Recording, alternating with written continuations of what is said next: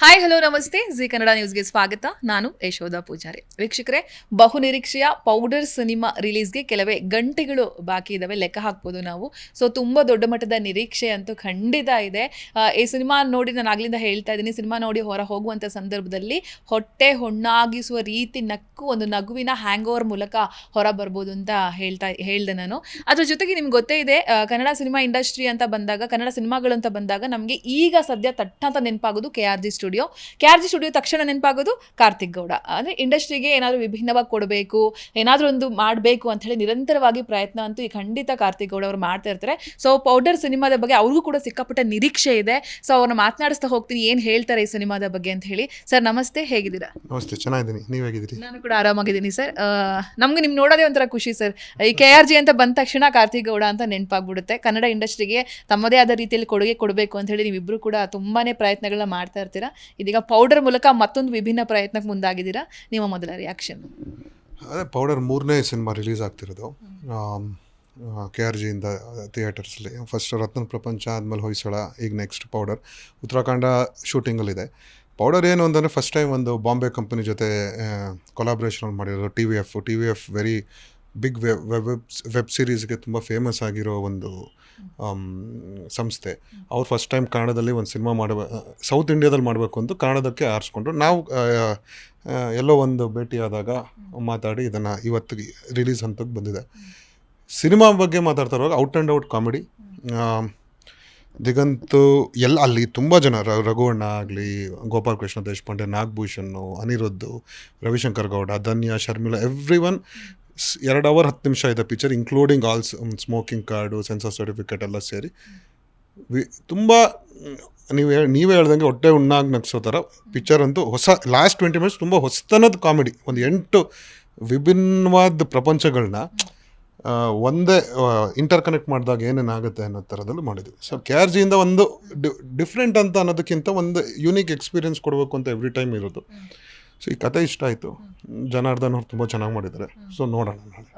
Sir, ಅಂದರೆ ಈ ಸತಿ ಹಲವಾರು ಸಿನಿಮಾಗಳ ಜೊತೆ ಕಾಣಿಸ್ಕೊಳ್ತೀರಿ ನಮಗೆ ಬೇರೆ ಬೇರೆ ರೀತಿಯಲ್ಲಿ. ಬಟ್ ಈ ಸಿನಿಮಾದಲ್ಲಿ ಪ್ರಮೋಷನ್ ಅಂತ ಬಂದಾಗ ನಿಮ್ಮದು ಕೆಲವು ಕಡೆ ಕೆಲವೊಂದು ತುಣುಕುಗಳನ್ನೆಲ್ಲ ನೋಡಿದ್ವಿ ನಾವು. ಸೊ ಅದು ಕೂಡ ಒಂಥರ ನಮ್ಮನ್ನು ನಗಿಸಿದೆ. ಸೊ ಆ ಪ್ರಯತ್ನಕ್ಕೆ ಏನು ಹೇಳ್ತೀರಾ ಸರ್? ತೆರೆ ಹಿಂದೆ ಕೆಲಸ ಮಾಡೋ, ತೆರೆ ಮುಂದೆ ಬಂದು ಕ್ಯಾಮ್ರಾ ಮುಂದೆ ಬಂದು ಮಾತಾಡುವಂಥ ಸಂದರ್ಭದಲ್ಲಿ ಆದಂಥ ಎಕ್ಸ್ಪೀರಿಯನ್ಸ್ಗಳ ಬಗ್ಗೆ ಹೇಳ್ಬಹುದಾ? ಏನು ನನ್ನ ಟೀಮ್ದು ಅದು KRG ಅವರ ಕನೆಕ್ಟ್ಸ್ ಅಂತ ನಮ್ಮ ಮಾರ್ಕೆಟಿಂಗ್ ಡಿವಿಷನ್ ಏನಿದೆ, ಇಲ್ಲ ಮಾಡಿ ಸರ್ ಈ ಸತಿ ಒಂದು ಇದಾಗುತ್ತೆ ಅಂತ. ನಾನು ಆ್ಯಕ್ಚುಲಿ ತುಂಬ ದಿನ ಆಗಿದ್ದು ನಾನು ಇಂಟರ್ವ್ಯೂಗಳು ಕೊಟ್ಟು ಎಲ್ಲ ಕಡೆ. ಹೊಯ್ಸಳ ಟೈಮಲ್ಲೂ ಕೊಟ್ಟಿರಲಿಲ್ಲ ನನಗೆ, ಬೇರೆ ಈ ಸಿನಿಮಾ ರಿಲೀಸ್ ಕೆಲಸಗಳು ಆಮೇಲೆ ಅದರಿಂದ.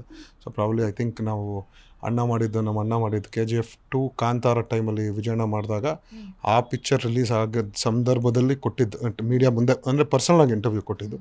ಅದನ್ನು ಬೇರೆ ಬೇರೆ ಸಿನಿಮಾಗೆ ಮೋಸ್ಟ್ಲಿ ಪ್ರೆಸ್ ಮೀಟ್ ಬಂದಿರ್ಬೋದು, ಬಟ್ ಇದನ್ನು ಕೊಟ್ಟಿರಲಿಲ್ಲ. ಸೊ ಅದ್ರ ಜೊತೆಗೆ ಸರ್ ನಿಮಗೆ ಟ್ರ್ಯಾಕ್ಷನ್ ಇರುತ್ತೆ ಮಾಡಿ ಅಂತ ಅಂದಾಗ ಆ ಒಂದು ಏನೋ one of the social media ಇವತ್ತು ಮೇಜರ್ ನಮ್ಮ ಟಾರ್ಗೆಟ್ ಆಡಿಯನ್ಸ್ ಇರೋದೆ ಕಾಲೇಜ್ ಕ್ರೌಡು, ಯಂಗ್ಸ್ಟರ್ಸ್ ಈ ಪಿಕ್ಚರ್ಗೆ. ಹಾಗಂತ ಅವ್ರನ್ನ ಎಲ್ಲ ಅಟ್ರ್ಯಾಕ್ಟ್ ಮಾಡೋದು, ಅವ್ರದ್ದು ಮೇನ್ ಸೋಷಿಯಲ್ ಮೀಡಿಯಾನೇ ಎಲ್ಲರೂ ನೋಡ್ತಾ ಇರ್ತಾರೆ ಅಂತ. ಅದಕ್ಕೊಂದು ಕಂಟೆಂಟ್ ಮಾಡಿ ಸ್ಪಿನ್ ದಿ ಬಾಟಲ್ ಅಂತ ಅದರಲ್ಲಿ ಒಂದು ಇದಾಯಿತು. ಇನ್ನೊಂದು ಯಾವುದೋ ಮಾಡಿದ್ರು. ಸೊ ಎಲ್ಲ ನನ್ನ ಟೀಮ್ ಅದು ಏನೇ ಅಂದರು ನನ್ನ ಪ್ರಕಾರ ನಾನು ಕೆಟ್ಟದಾಗ ಮಾಡಿದ್ದೀನಿ ಅಂತ, ಬಟ್ ನೀವು ಹೇಳ್ತೀರ. ಸೊ ಅದು ಜನಕ್ಕೆ ನಮ್ಮ ಟೀಮ್ದು everything for KRG marketing team ವಿಭಿನ್ನವಾಗಿ ಚೆನ್ನಾಗಿ ಮಾಡಿದ್ದೀರಾ ಸರ್. ಸರ್, ಪೌಡರ್ ಈ ಟೈಟಲ್ ಕೇಳಿದಾಗ ನಮ್ಗೆ ಏನಿರ್ಬೋದು ಪೌಡ್ರು ಅಂತ ನೀವು ಹಲವಾರು ವೇದಿಕೆಗಳಲ್ಲಿ ಹೇಳಿದ್ರು ಕೂಡ ಒಂಥರ ಏನೋ ಪೌಡರ್, ಯಾಕೆ ಪೌಡ್ರು ಯಾವ ಥರ ಪೌಡ್ರು ಅನ್ನೋ ಒಂದು ಕ್ವಶನ್ ಇರುತ್ತೆ. ಏನಿದು ಪೌಡರ್ ಅಂತ ಹೇಳಿ ಸರ್ ನಿಮ್ಮ ಕಡೆಯಿಂದ ಹೇಳೋದಾದ್ರೆ? ಸರ್ ಪೌಡರ್ ಅಂತಂದರೆ same powder bottle, talcum powder ಅಂತ ಏನಂತೀರಿ. ನನಗೆ ಫಸ್ಟ್ ಸಿನಿಮಾ ಬಂದಾಗ ಟೈಟಲ್ ಅವ್ರು ಇಟ್ಟಿದ್ದು ಕ್ಯೂಟಿಕ್ಯೂರಾ ಅಂತ. ದೀಪಕ್ ಅಂತ ಒಬ್ಬರು ರೈಟ್ರು, ಕನ್ನಡದವರು, ಬಾಂಬೆಲಿ ಸೆಟ್ಲ್ ಆಗಿರೋರು. ಕ್ಯೂಟಿಕ್ಯೂರಾ ಅಂತ ಇತ್ತು. ಬಟ್ ಕ್ಯೂಟಿಕ್ಯೂರಾ ಒಂದು ಬ್ರ್ಯಾಂಡ್ ನೇಮ್, ಸೊ ಅದನ್ನು ಇಡೋಕ್ಕಾಗಲ್ಲ, ರೈಟ್ಸ್ ಅವ್ರದ್ದು ಟ್ರೇಡ್ ಮಾರ್ಕ್ ಎಲ್ಲ ಇರುತ್ತೆ. ಟ್ಯಾಲ್ಕಮ್ ಪೌಡರ್ ಅಂತ ಇತ್ತು. ಟ್ಯಾಲ್ಕಮ್ ಪೌಡರಿಂದ ಪೌಡರ್ ಇನ್ನೂ ಮೋರ್ ಅಟ್ರಾಕ್ಟಿವ್, ಮೇನ್ ಟೈಟಲ್ ಇರೋದು ಅಟ್ರಾಕ್ಟಿವ್, ಜನಕ್ಕೆ ಅಟ್ರಾಕ್ಟ್ ಮಾಡೋಕ್ಕೆ ಅದು ಒಂದು ನೆನಪಿಂದು ಒಂದು ಇದನ್ನು. ಸೊ ಪೌಡರ್ ಅನ್ನೋದು ನಮ್ಗೆ ಇಷ್ಟ ಆಯಿತು, ಟೈಟಲ್ ಮಾಡೋಣ ಅಂತ ಎಲ್ಲ. ಅದು ಅವೈಲಬಿಲಿಟಿನೂ ಇತ್ತು. ಸಿನಿಮಾ ಏನಿಲ್ಲ, 2 ಜಗತ್ತು. ಒಂದು ಕಡೆ ನಾರ್ಮಲ್ಲು ಒಂದು ಸೂಪರ್ ಮಾರ್ಕೆಟಲ್ಲಿ ಇದೀಗಂತ ಕೆಲಸ ಮಾಡ್ತಿರೋ ಎಂಪ್ಲಾಯ್, ಇನ್ನೊಂದು ಕಡೆ ರಘುವಣ ಆಗಲಿ ಅವ್ರದ್ದು ಒಂದು ಪ್ರಪಂಚ. ಟ್ಯಾಲ್ಕಮ್ ಪೌಡರಲ್ಲಿ ಆ ಇನ್ನೊಂದು ಇಲ್ಲಿಗಲ್ ಪೌಡರ್ ಮಿಕ್ಸ್ ಮಾಡ್ತಿರ್ಲಿ, ಸ್ಮಗಲ್ ಮಾಡ್ತಾಯಿರ್ತಾರೆ. ಅದು ಬೈ ಮಿಸ್ಟೇಕು ಟ್ಯಾಲ್ಕಮ್ ಪೌಡರ್ ಹೋಗೋ ಜಾಗದಲ್ಲಿ ಇಲ್ಲಿಗಲ್ ಪೌಡ್ರ್ ಹೋಗುತ್ತೆ, ಇಲ್ಲಿಗಲ್ ಪೌಡ್ರ್ ಹೋಗೋ ಜಾಗದಲ್ಲಿ ಟ್ಯಾಲ್ಕಮ್ ಪೌಡ್ರ್ ಹೋಗುತ್ತೆ. ಆವಾಗ ಆಗೋ ಅನಾಹುತಗಳು ಕಾಮಿಡಿ ಆಫ್ ಎರರ್ಸ್. ನೀವು ಒಂದು ಮಡ್ಗಾವನ್ ಎಕ್ಸ್ಪ್ರೆಸ್ ಇತ್ತೀಚೆಗೆ ಬಂದಿದ್ದಾಗಲಿ, ಹಿಂದಿಲಾಗಲಿ, ಹಳೆಯದು ಡೆಲ್ಲಿ ಬೆಲ್ಲಿ, ಅಥವಾ ಗೋ ಗೋ ಗಾನ್ ಆಗಲಿ, ಕನ್ನಡದಲ್ಲೇ ಬಂದರೆ ಕಾಮಿಡಿ ಆಫ್ ಎರರ್ಸ್ ಅಂತ ಉಲ್ಟಾ ಪಲ್ಟಾ ಅಂತ ಒಂದು ರಮೇಶ್ ಸರ್ ಮಾಡಿದರು ಲಾಂಗ್ ಬ್ಯಾಕ್. ಸೊ ಆ ಉಲ್ಟಾ ಪಲ್ಟಾ ರಮೇಶ್ ಸರ್ ಕಾಶಿ ಅವ್ರು ಮಾಡಿದರು. ಸೊ ಅದು ಅಂದರೆ ಈ ಜನಕ್ಕೆ ಗೊತ್ತು ಏನಾಗ್ತಿದೆ ಅಂತ, ಬಟ್ ಅಲ್ಲಿರೋರ್ಗೆ ಏನೂ ಗೊತ್ತಾಗ್ತಿರಲ್ಲ ಅಲ್ಲಿ ಏನಾಗ್ತದೆ. ಸೊ ಆ ಥರ fun comedy of errors. So complete ಎಲ್ಲರೂ ಆ ಪೌಡ್ರು ಬಾಕ್ಸ್ ಹುಡ್ಕೊಂಡು ಹೋಗ್ತಾ ಇರ್ತಾರೆ. ಅದು ಅಲ್ಲಿ ಇಲ್ಲಿ ಎಲ್ಲೂ ಅದಕ್ಕೆ ಸೇವನೆ ತೋರಿಸಿಲ್ಲ, ಕನ್ಸಂಪ್ಷನ್ ಆಫ್ ಪೌಡ್ರ್ ತೋರಿಸಿಲ್ಲ, ಯೂಸೇಜ್ ತೋರಿಸಿಲ್ಲ. ಯಾಕಂದರೆ ತುಂಬ ಜನ ಈಗ ಭೀಮಾ ಪಿಕ್ಚರಲ್ಲಿ ತೋರಿಸ್ದಂಗೆ ಬರೀ ಪೌಡ್ರ್ ಅಂತಲ್ಲ, ಡ್ರಗ್ಸಿಂದ ಹಲವಾರು ಯಂಗ್ಸ್ಟರ್ಸ್ ಹಾಳೋಗ್ತಿದ್ದಾರೆ. ಸೊ ನಾವು ನಾವು ಸಿನಿಮಾ ಮಾಡ್ತಾ ಇರುವಾಗ ಅದೆಲ್ಲ ಇಟ್ಕೊಂಡು ಅದಕ್ಕೆ ಫಸ್ಟಲ್ಲೇ ಸೇ ನೋ ಟು ಡ್ರಗ್ಸ್ ಅಂತ ಹಾಕಿ ಕನ್ಸಂಪ್ಷನ್ ತೋರಿಸಿಲ್ಲ. It's a comedy film. ಇದನ್ನು ಮಾರಿದ್ರೆ ದುಡ್ಡು ಸಿಗತ್ತೆ ಅಂತ ಅಂದ್ಕೊಳ್ಳೋ ಒಂದು 3 ಜನ ನಾಯಕ ನಟರು ದಿಗಂತು ಧನ್ಯ ಅವ್ರಿಗೆ ಇದು ಮಾರಿದ್ರೆ ದುಡ್ಡು ಸಿಗತ್ತೆ ಅಂತ ಅಂದಾಗ ಯಾರಿಗೆ ಮಾರಬೇಕು ಅಂದರೆ ಕಳ್ಕೊಂಡವನಿಗೆ ಮಾರ್ತಾರೆ. ಸೊ ಅದು ಸುತ್ತ ನಡೆಯೋ ಕತೆ. ಸರ್, ಈಗ ತುಂಬ ಜನ ಹೇಳ್ತಾ ಇದ್ರು ಥಿಯೇಟ್ರಿಗೆ ಸಿನಿಮಾ ಜನನೇ ಬರಲ್ಲ ಅಂತ ಹೇಳಿ. ಅದೆಲ್ಲೂ ಕೂಡ ಸುಳ್ಳಾಯಿತು. ನಿಮಗೆ ಗೊತ್ತಿರುತ್ತೆ ಥಿಯೇಟ್ರಿಗೆ ಜನ ಬರ್ತಾರಾ ಬಿಡ್ತಾರಾ, ಪ್ರತಿಯೊಂದು ಆಳ ಆಗಲ್ಲ ಏನು ಅಂತ ಬಂದಾಗ 100% ನಿಮ್ಗೆ ಗೊತ್ತಿರುತ್ತೆ, ನಿಮ್ಮ ಸಂಸ್ಥೆಗೆ ಗೊತ್ತಿರುತ್ತೆ. ಸೊ ಅದೊಂದು ಟೀಮೇ ಇದೆ ನಿಮ್ದೆಲ್ಲ ತಿಳ್ಕೊಳ್ಳೋ ಅಂಥದಕ್ಕೆ. ಸರ್, ಈಗ ಅದು ಭೀಮಾನು ಸುಳ್ಳು ಮಾಡ್ತು ಆ್ಯಂಡ್ ಈಗ ಮೊನ್ನೆ ಗಣೇಶ್ ಸರ್ದು ಅದನ್ನು ಸುಳ್ಳು ಮಾಡ್ತು.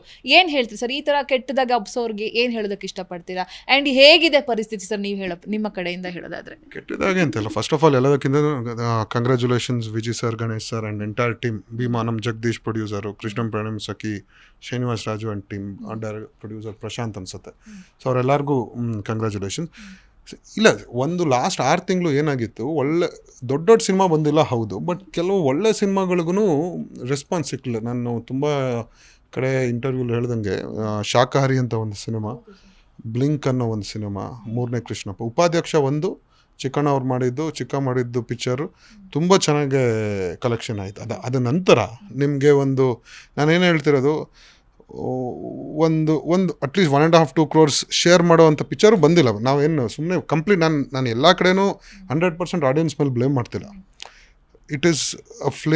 It is mixture of every one. ಎಲ್ಲ ನಾವು ಒಳ್ಳೆ ಪಿಕ್ಚರ್ ಕೊಟ್ಟಿಲ್ಲ, ದೊಡ್ಡ ಹೀರೋಗಳು ಪಿಕ್ಚರ್ ಬಂದಿಲ್ಲ. ಈಗ ನೋಡಿದ್ರೆ ನೀವೆಲ್ಲ ಇದೆ. ಈಗ ಇನ್ನೊಂದು ಸೆಪ್ಟೆಂಬರ್, ಈಗಾಗಲೇ ಭೀಮಾ ಆಯಿತು, ಕೃಷ್ಣ ಪ್ರಣಮ್ ಸಖಿ ಆಯಿತು. ಐ ಥಿಂಕ್ ಸೆಪ್ಟೆಂಬರ್ದ ಶಿವಣ್ಣ ಬರ್ತಾರೆ, ಸುದೀಪ್ ಸರ್ ಬರ್ತಾರೆ, ಉಪೇಂದ್ರ ಅವ್ರು ಬರ್ತಿದ್ದಾರೆ, ಧ್ರುವ ಸರ್ಜಾ ಅವ್ರು ಬರ್ತಿದ್ದಾರೆ. ತುಂಬ ಪಿಕ್ಚರ್ಗಳಿದೆ ನೆಕ್ಸ್ಟ್ ಆಮೇಲೆ ಮುರಳಿ ಬರ್ಬೋದು, ಮುರಳಿನೂ ಬರ್ತಾರೆ, ಬಗೀರ. ಸೊ ಇಷ್ಟೊಂದು ಪಿಕ್ಚರ್ ಇದ್ದಾಗ ಏನೋ ಎಲ್ಲೋ ಟೈಮಿಂಗ್ಸಲ್ಲಿ ಮಿಸ್ ಮ್ಯಾಚ್ ಆಯಿತು. ಐ ಥಿಂಕ್ ಬಟ್ ಜನ ಬರ್ದಿಲ್ದಿರೋ ಕಾರಣೋದಿರ್ಬೋದು. ಒಂದು ದೊಡ್ಡ ಹೀರೋ ಯಾವಾಗಲೂ ಬೇಕಾಗುತ್ತೆ ಸರ್. ಅದು ಏನಂದರೆ ಒಂದು ದೊಡ್ಡ ಬೋಟ್ಗೆ 4 ಚಿಕ್ಕ ಬೋಟ್ಗಳು ಹೋಗ್ತಾ ಇರುವಾಗ ಎಲ್ಲ ಜೊತೆಗೆ ಬರಬೇಕು. ಈ ಒಂದೇ ಸಾಲಲ್ಲಿ ಚಿಕ್ಕ ಪಿಕ್ಚರ್ಗಳು ಬಂತು. ಕೆಲವು ನೋಟಿಸ್ ಆಗಿ ಥಿಯೇಟ್ರಿಂದ ಆಚೆ ಹೋಗಾದ್ಮೇಲೆ ನೋಟಿಸ್ ಆಯಿತು. ನನಗೆ ಅದು ಒಂದಿತ್ತು, ಬೇಗ ನೋಟಿಸ್ ಮಾಡಿ, ಯಾಕಂದರೆ ಶೆಲ್ಫ್ ಲೈಫ್ ಇರೋದೇ ಕಮ್ಮಿ. ಶಾಕಾಹಾರಿನೂ ಹಂಗೆ ಆಗಿದ್ದು, ಬ್ಲಿಂಕು ಹಂಗೆ ಆಗಿದ್ದು. ಏನಾಗುತ್ತೆ ಅವ್ರಿಗೆ, ನೀವು ನಾನಂತರ ನಿಮ್ಗೆ ರೆಸ್ಪಾನ್ಸ್ ಕೇಳ್ತಕ್ಕ, ನೀವು ಸುಮ್ಮನೆ ಎಲ್ಲ ಪಿಕ್ಚರ್ ಬನ್ನಿ ಅಂತ ನಾನು ಯಾರನ್ನೂ ಕೇಳಲ್ಲ.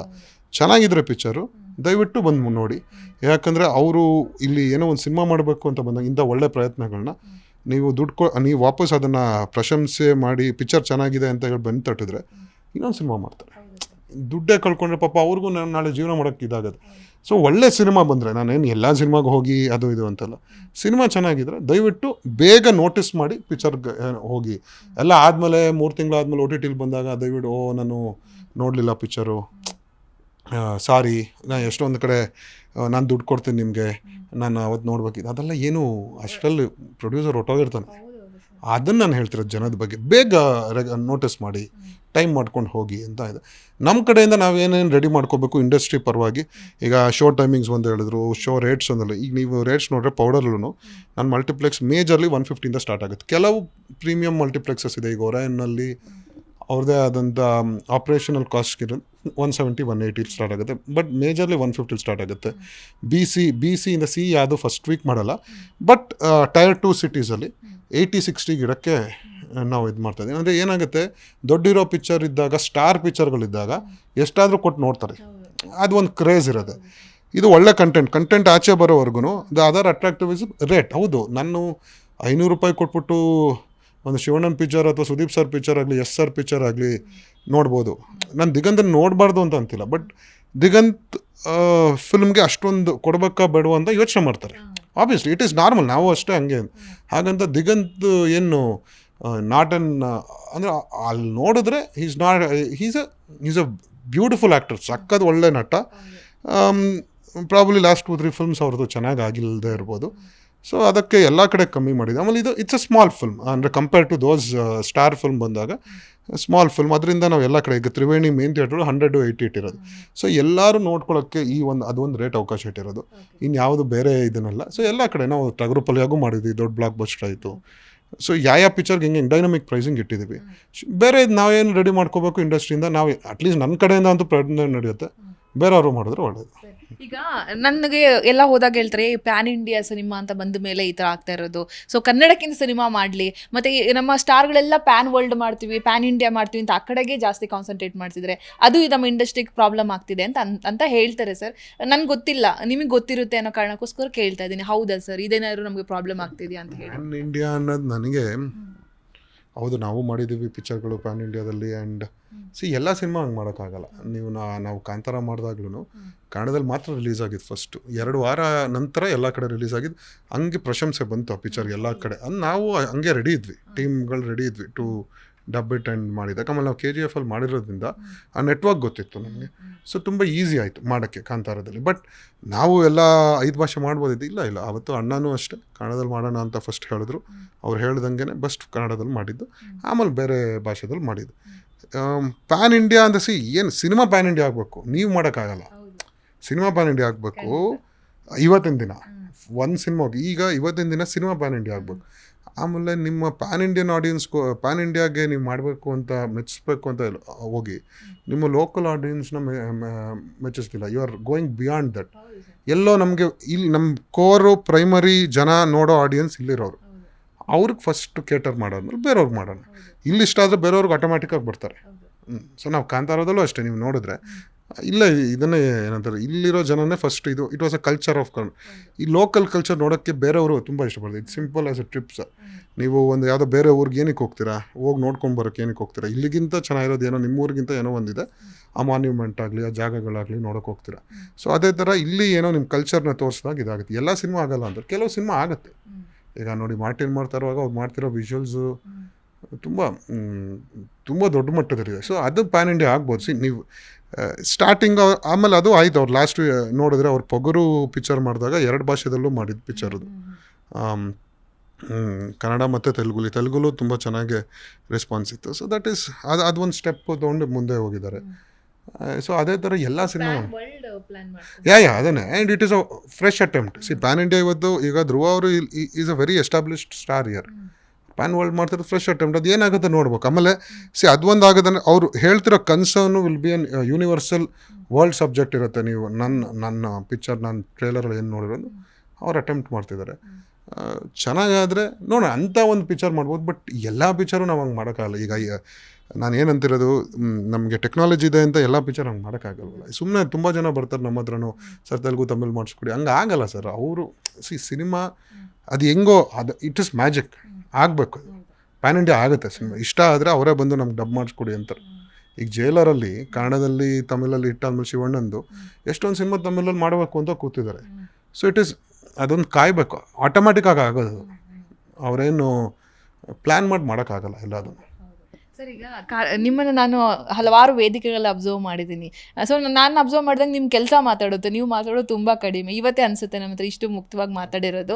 ಸರ್, ನಿಮ್ಮ ಬಗ್ಗೆ ಒಂದು ತಿಳ್ಕೊಳ್ಳೋಕೆ ಒಂದು 100% ಕ್ಯೂರಿಯಾಸಿಟಿ ಎಲ್ರಿಗೂ ಇರುತ್ತೆ, ನನ್ನನ್ನು ಸೇರಿ. ಸರ್, ಈ ಸಿನಿಮಾ ಜರ್ನಿ, ಈ ಸಿನಿಮಾ ಪ್ರೀತಿ ಯಾಕೆ ಸರ್ ಕಾರ್ತಿಗೌಡ ಸರ್ಗೆ ಅಂತ ಹೇಳಿ, ಇನ್ನೂ ಕೂಡ ವಿಭಿನ್ನವಾಗಿ ಏನೋ ಕೊಡುಗೆ ಕೊಡಬೇಕು ಅಂತ ಹೇಳಿ ನಿಮ್ಮ ತಂಡ ನಿರಂತರವಾಗಿ ಶ್ರಮ ವಹಿಸ್ತಾನೆ ಇರುತ್ತೆ. ನಿಮ್ಮ ಬಗ್ಗೆ ಒಂದು ಸ್ವಲ್ಪ ಹೇಳೋದು. ಮೊದಲಿಂದನೂ ಹುಚ್ಚು ನನಗೆ, ಚಿಕ್ಕ ವಯಸ್ಸಿಂದನೂ ಹುಚ್ಚು ನಾನು. ಬಟ್ ಆ್ಯಕ್ಚುಲಿ ನೋಡ್ರೆ ನಾನು ಫಸ್ಟ್ ಪಿಕ್ಚರ್ ಥಿಯೇಟ್ರಲ್ಲಿ ನನ್ನ ನೆನಪಿರೋಂಗೆ ನಾನು ನೋಡಿದ್ದೆ 5ನೇ ಕ್ಲಾಸ್ 6ನೇ ಕ್ಲಾಸಲ್ಲಿ. ಥಿಯೇಟರ್ಗೆ ನಮ್ಮ ತಾಯಿ ಪ್ರಕಾರ ನನ್ನ ಫಸ್ಟ್ ಸಿನಿಮಾ ಕರ್ಕೊಂಡೋಗಿ ಸುಪ್ರಭಾತ ವಿಷ್ಣು ಸರ್ದು. ನನಗೆ ನೆನಪಿಲ್ಲ, ನಾನು ತುಂಬ ಚಿಕ್ಕ ಮಗು ಆದಾಗ. ಬಟ್ ಆವಾಗಿಂದ ಐ ಥಿಂಕ್ 8th 9th ಯಾವಾಗ ನಾವೇ ನಮ್ಮ ಸ್ವಂತವಾಗಿ ನಮ್ಮ ಮನೇಲಿ ಬಿಟ್ಟರು. ನೀವು ಇದನ್ನು ಮೈಸೂರಲ್ಲಿ ಓದಿದ್ದು. ಮೈಸೂರಲ್ಲಿ ಓದಿದಾಗ ಅವಾಗ ಸಿನಿಮಾ ಹಿನ್ನೆಲೆ ಅಂತ ಏನಿಲ್ಲ. ಒಂದೇನು ಅಂತಂದರೆ ನಮ್ಮ ತಾಯಿ ಕಡೆ, ನಮ್ಮ ತಾಯಿ ತಂದೆಯವರು ಕಪಾಲಿ ಥಿಯೇಟ್ರ್ ಓನ್ ಮಾಡಿದರು ಟಿಲ್ 94. ಅಂದರೆ ಬಿಫೋರ್ ನಾವು ತುಂಬ ಚಿಕ್ಕ ವಯಸ್ಸಲ್ಲಿದ್ದಾಗ ಬೇರೆಯವ್ರು ಕೊಟ್ಬಿಟ್ಟಿದ್ರು. 1993 1992 ಕೊಟ್ಬಿಟ್ಟಿದ್ರು.